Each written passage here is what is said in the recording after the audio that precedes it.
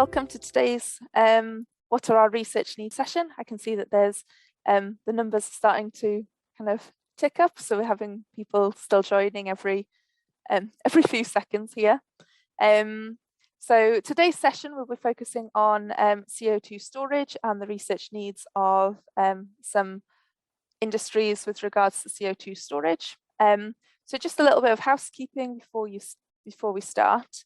If you can, during the presentations, if you can remain muted with your cameras off, and if you'd like to ask any questions or join the discussion, we'll have a Q&A following the presentations. This will be after the break, as well as the activity and the discussion session. So to join the Q&A, please use the chat function, raise your hand, or you can unmute yourself as well. And we've had some great discussions already in these sessions so far, so it'll be great to hear from everyone who wants to join the discussion as well. Just to let you know, where we have the permission, the presentations are recorded, so please kind of stay muted during that time and with your cameras off as well. So on to the agenda. So we've got a brief introduction to start with, then we'll be hearing from Jerome from Shell. We'll be hearing from Andrew Hood from Harbour Energy and Tony Espy from OGCI and BP. And we'll also be hearing from Simon from HSE, Simon Gantt from HSE as well. We'll then go into a short break, and following the break, we'll have a Jamboard activity, which is like a virtual post-it note activity to help us identify some of the priority research areas in storage. There'll also be an opportunity at the end as well for questions of clarification from any academics on the call who want to kind of get some clarification on any of the research needs that have been identified. So the objectives of this workshop are to identify the key research needs for industry, policymakers and regulators across carbon capture and storage. This workshop is specifically focusing on CO2 storage, and we've already held a workshop on CO2 capture and environmental impacts. And then later in the week, tomorrow, we've got a workshop on CCS policy and CO2 transportation. But today's workshop is focused around storage. The key research needs that are identified from these workshops will be published on the UKCCSRC website, and these will be links to the scope of the next flexible funding call as well. So just to give you a quick overview of some of the storage needs that were identified in the March 2021 workshops in relation to storage, I'll just briefly touch on these. So whole system analysis was one of the things that were identified, including detailed reservoir modelling. Thermodynamic research was also identified, as well as repurposing onshore oil and gas wells for CO2 storage. There were both some general research needs in this and some more specific research needs that were highlighted as well. Also, improving the understanding of hydrates as well was one of the needs that did come up and was highlighted in these workshops. So these will form part of the discussion with the Jamboard activity as well. So if we, so the first part of the session is the industry policy and regulator presenters. So we'll start with Jerome from Shell. We are going to pause the recording at this point as well, and we'll start the recording again after this presentation. So I'm just going to stop my screen share here and hand over to Jerome. So next we have Tony Espy presenting on behalf of OGCI. Morning, everyone. I'm Tony Espy, and I manage a technology program for BP around CO2 storage. I've been involved with CCS for longer than I care to admit, actually. Probably something over 25 years now. Still finding interesting questions. Today, I'm not talking on behalf of BP, but rather on behalf of the OGCI. For those of you who are not familiar with OGCI, I'll just give you a very quick introduction to it. So OGCI stands for Oil and Gas Climate Initiative, and that's a collaboration of 12 of the world's major oil companies. who are responsible for something in excess of 30% of the world's oil and gas production. So it's just to give you a feel for the provenance of where this particular presentation has come from. OGCI has got 3 work streams. One of those is around reducing methane emissions. One is around improving energy efficiency, and the third one is around what they call recycling of CO2, but basically means CCUS. Within that CCUS work stream, we have got a storage working group where something like 9 or 10 of the 12 companies routinely collaborate. One of the things that we have done in there is to compile the different companies' views on technology needs and opportunities for CCUS. We did that first back in around 2017, and then we updated that review again last year.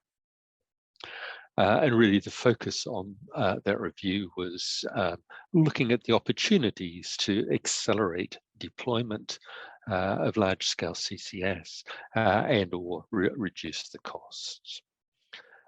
So what has been done is firstly a cross-membership review to identify different technology needs.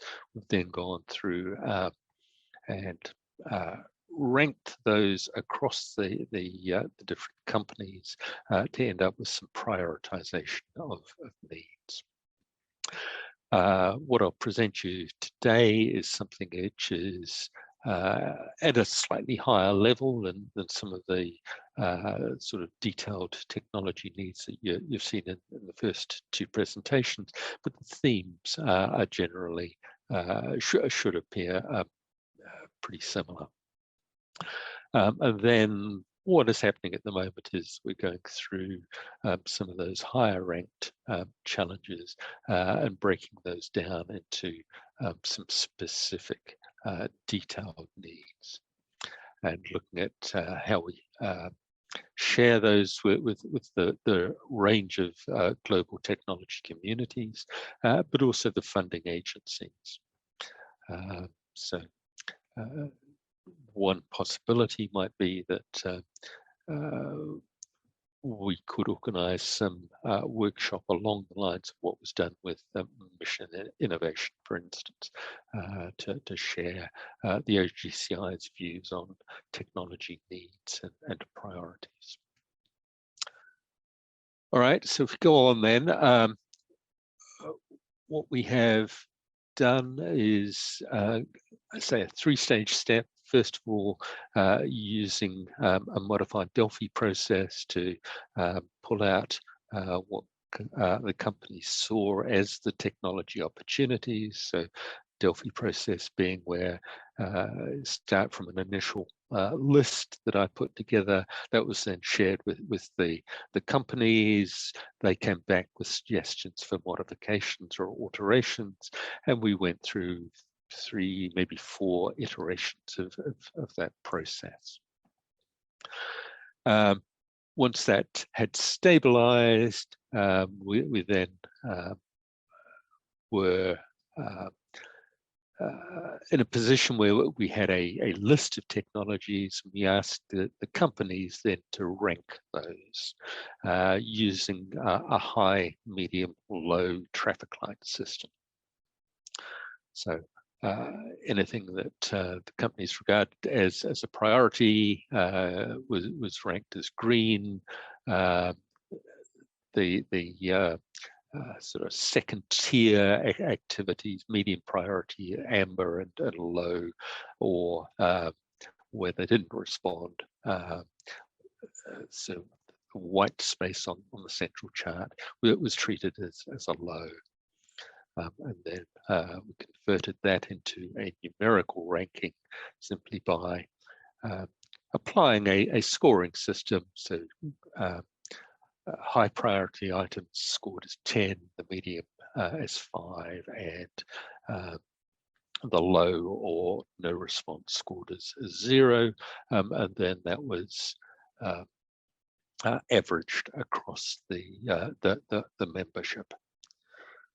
So the response board that we got back from the various companies is shown in that middle panel,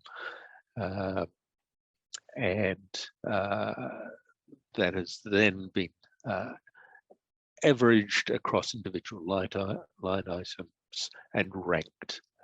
So the top items are sitting in the green at top, and you can see on there individual scores once they were averaged. So 7.1 out of a maximum score of 10 if everybody in the group had voted for it. You can see that's something like a score of 7 on this is indicating quite a high degree of agreement amongst the companies that these things are important and do need to be further addressed. So we go on and then look at what is sitting in that top ranking. So you can see the various themes along that left-hand side: well systems monitoring, performance prediction, storage integrity, environmental impacts.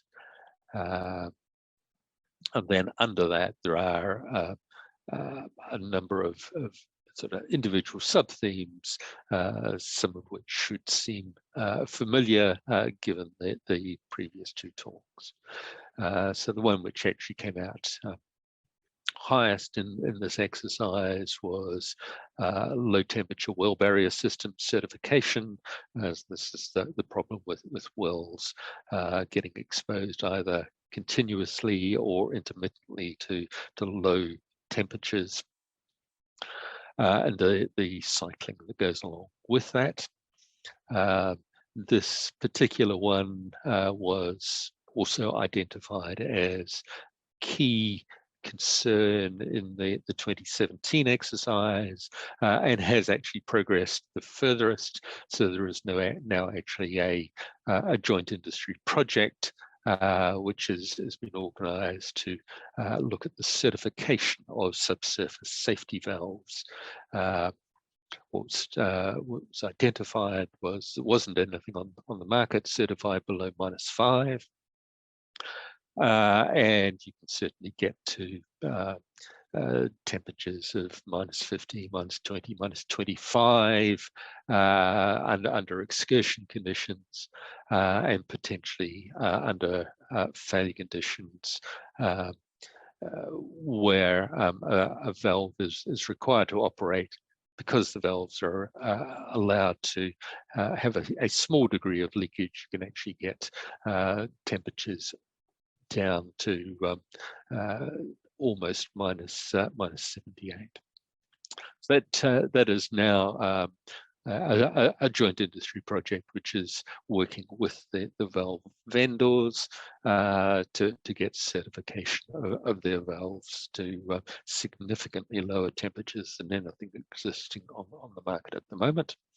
But as was mentioned in previous talks, there are also issues relating to materials design, the various components of the well barrier system, and those will probably follow on or maybe form another joint industry project for following the AASV work. Next up, monitoring, new and improved monitoring technologies. The industry has been very reliant on large and expensive 3D seismic surveys. There is a view that the future is not really high frequency 3D seismic, so for 4D, but rather trying to use overlays of different monitoring technologies which are available essentially on demand, unlike 3 or 4D seismic. but have a lower precision, which we can address by overlaying different types of technology and then doing intermittent calibration using 3D.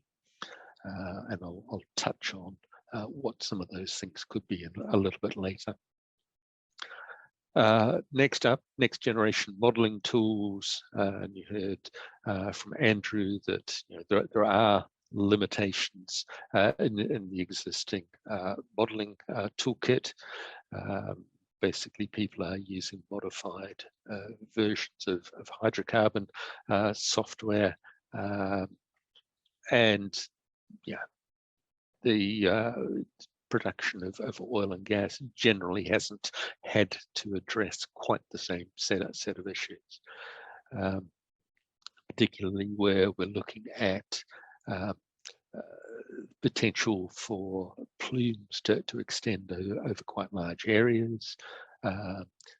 One of the weak points about the flow modeling software that we have is modeling where the boundaries of plume sits are one of the weaker aspects of that. So looking at how we improve the capabilities of modeling software to look at larger areas, to look at better modeling of plume advance rates, and to do this in a reasonable time frame. And there are new technologies which are starting to sneak onto the market now, which look to give the ability to run much larger models, but also to do that in much faster time periods, and that can address both the need to address larger areas. And if we have confidence in those areas, then that plays through into our ability to tune the areas where we need detailed monitoring, but also really to be able to run much larger sets of uncertainties in the characterization of the subsurface. Legacy wells, you've heard mentioned before. One of the headaches, certainly monitoring around legacy wells is one approach, but perhaps that there could be advantages in getting information from what's happening deeper in the subsurface to give us earlier warning of what's going on. So think of that line item in terms of improved methods for diagnosing the status of wells and what's happening within them, but also our ability to re-enter and intervene in legacy wells.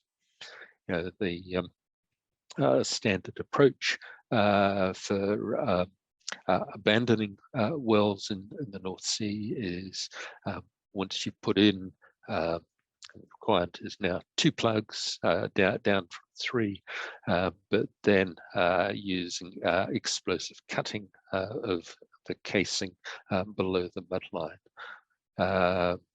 And mention that once you've explosively cut a cylinder of steel, it's sufficiently distorted that it is difficult to go back in and connect a pressure seal onto that casing, making it extremely difficult to then re-enter old wells to do anything about them. So you're left with things like trying to intersect with old wells at depth, which is again a difficult proposition.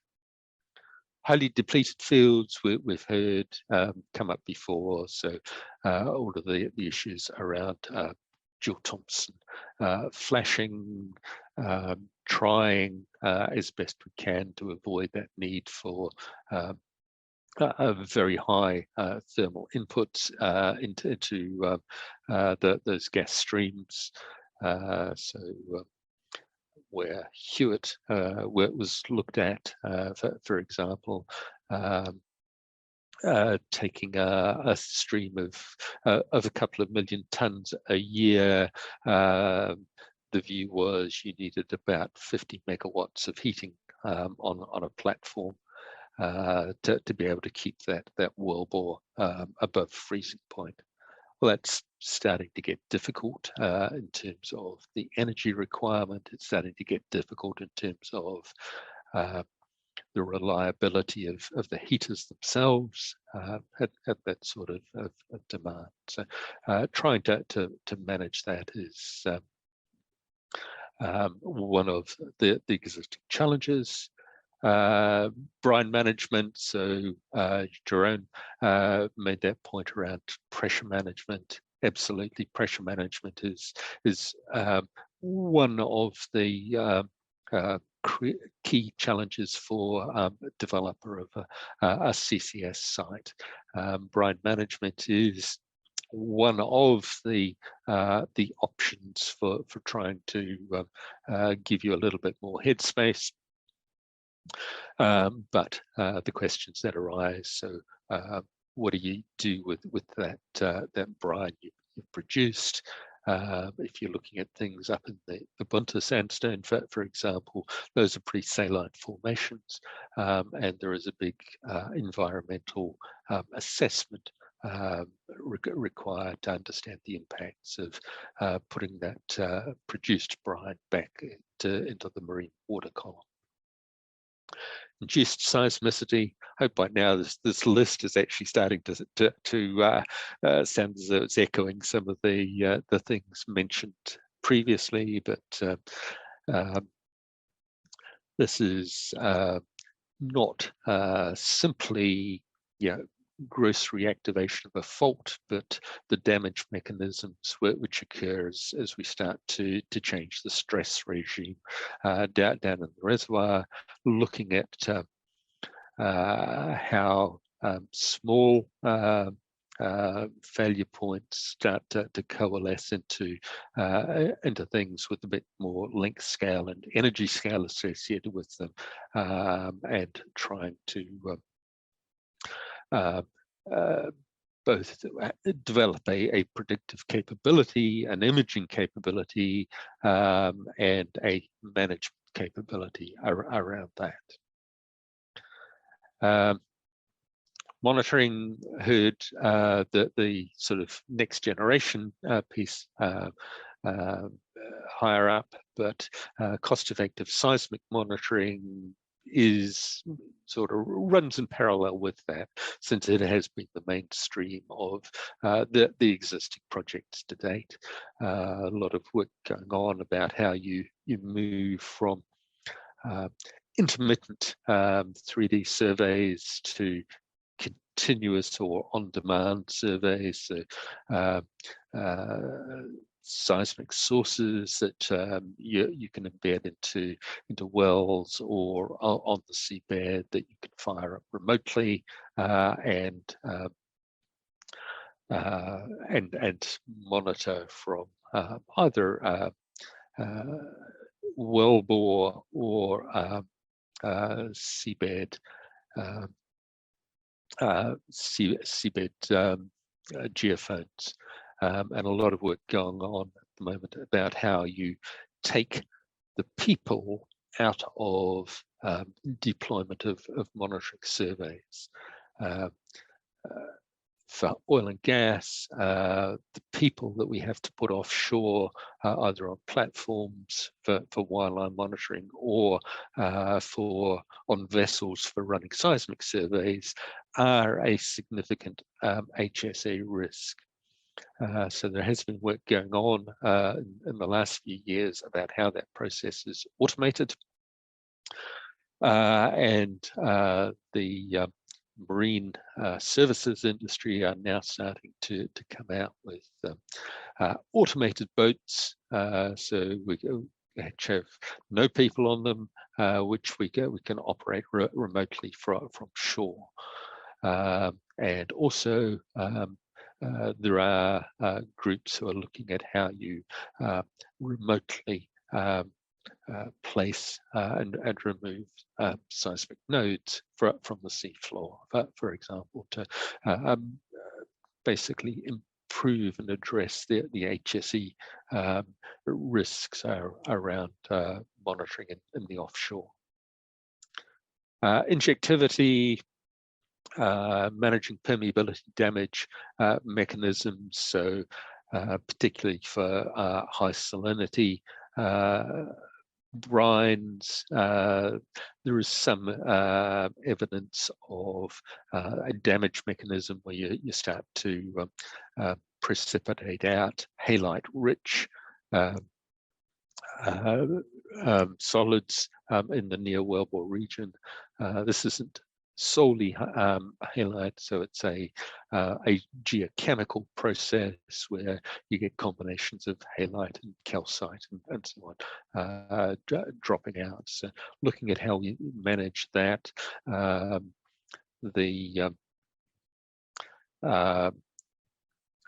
problems around other components have already been mentioned by Andrew.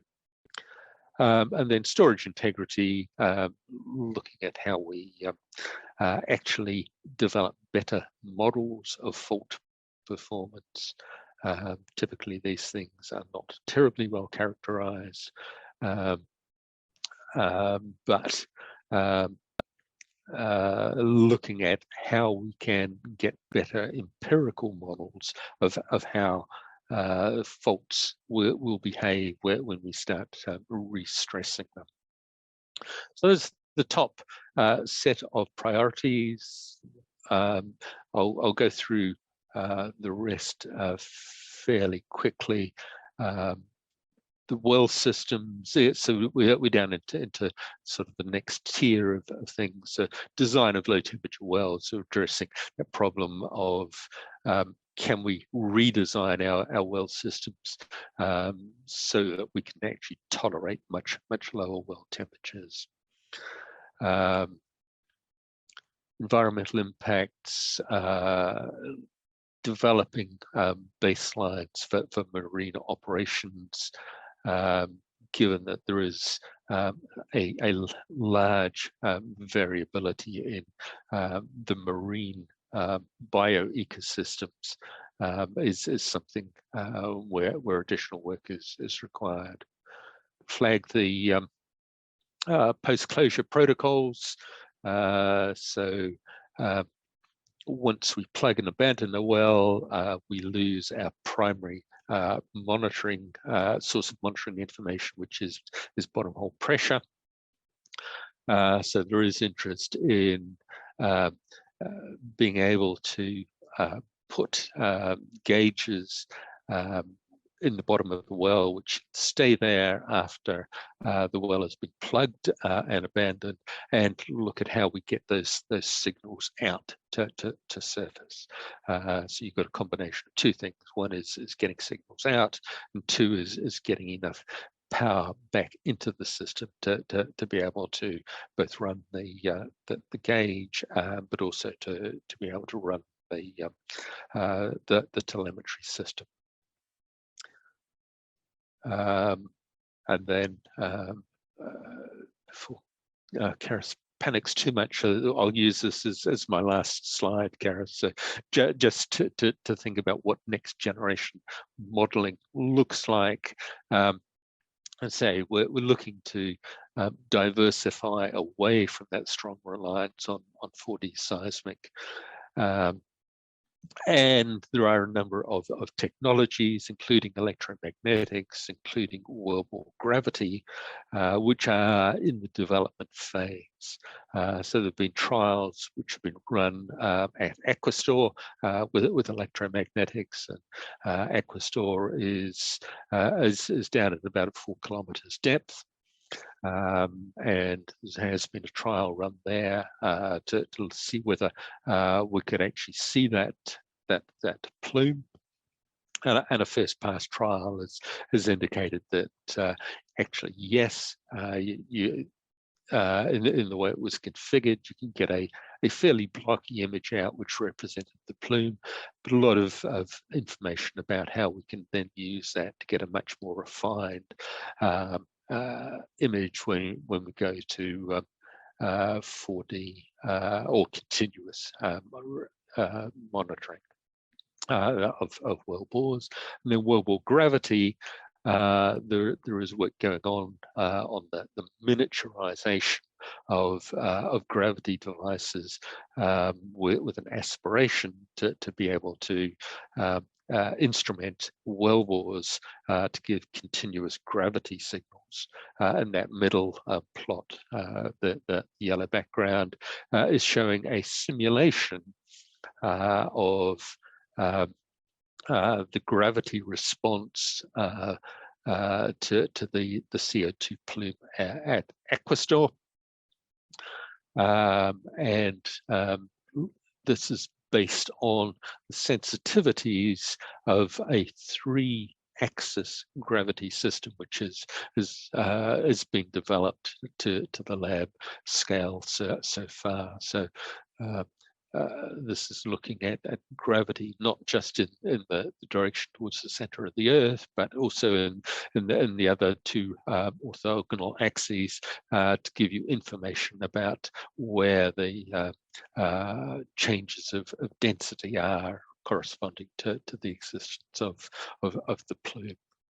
So a lot of information around that coming through, and then combining that with pressure tomography, the third part of that. The new technologies coming through, put that together with fiber optic responses, so both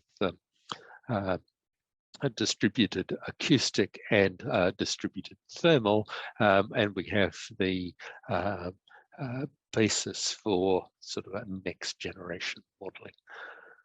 I will stop at that point, Karis. Stop sharing. Thank you, Tony. Yeah, it was great to have a very high level overview there. That was really interesting. Thank you. So next up, we've got Simon Gantt from HSE, from the Health and Safety Executive.